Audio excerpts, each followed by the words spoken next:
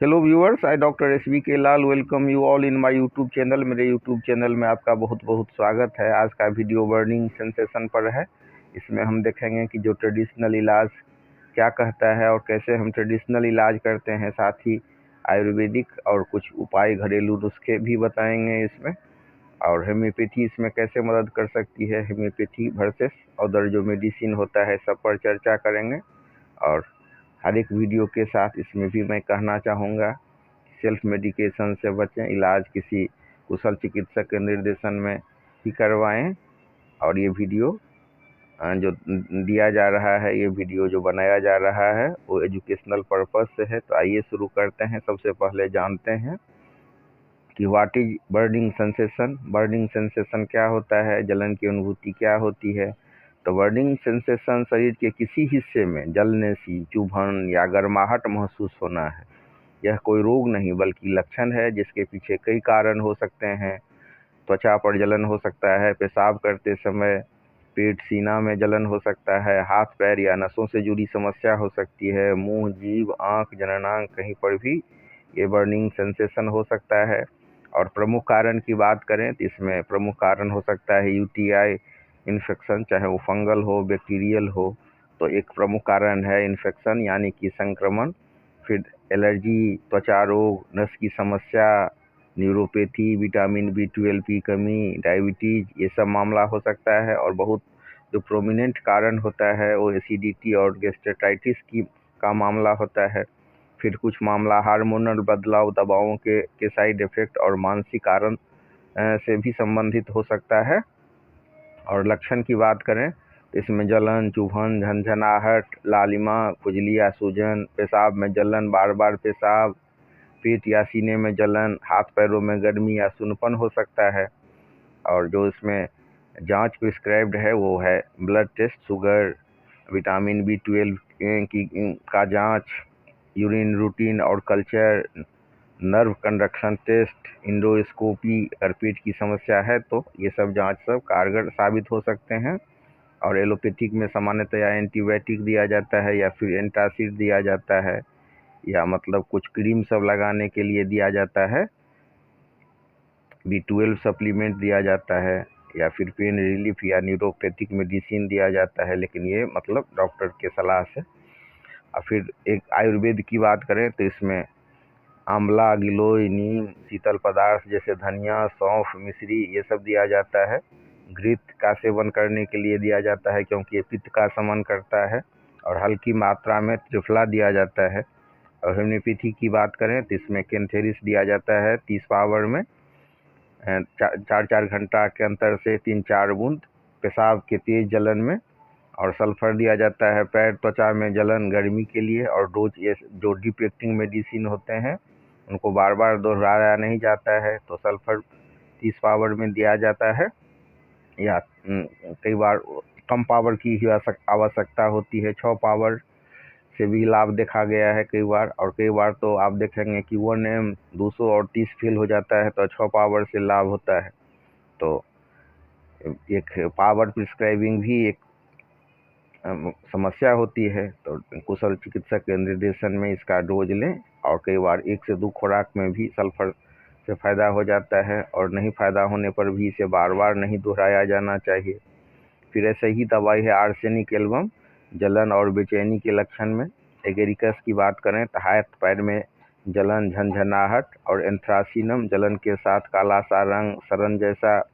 तो होम्योपैथी में case based दवा दी जाती है, और दवा फ़ायदा होने पर दवा को बंद कर दिया जाता है। डीप एक्टिंग दवाइयाँ बार बार नहीं दी जाती हैं।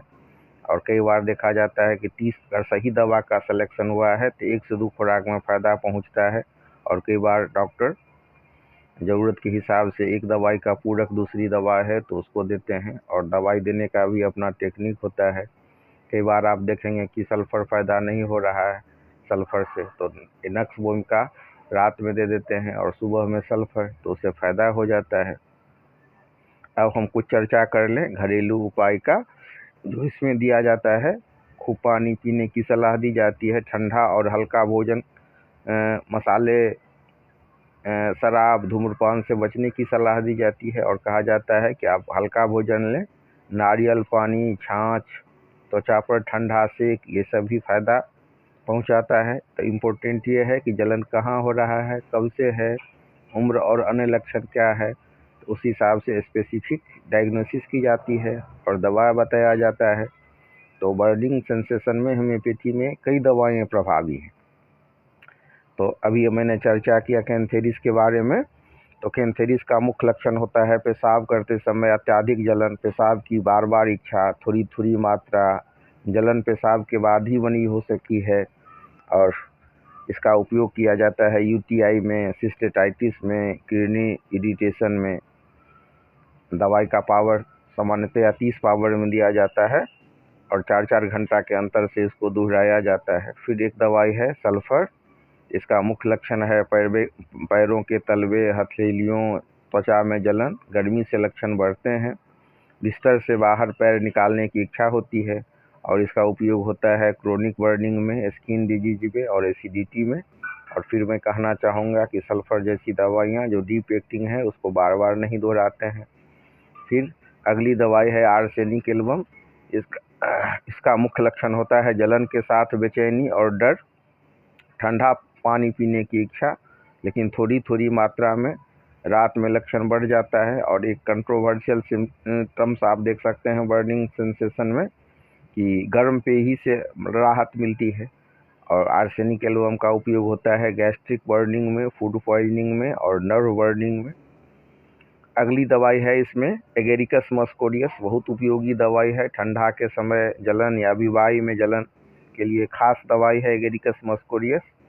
या मतलब जो ब्रेन स्टॉक या पैरालिसिस के बाद जो बर्निंग सेंसेशन होता है उसमें भी ये दवाई दी जाती है।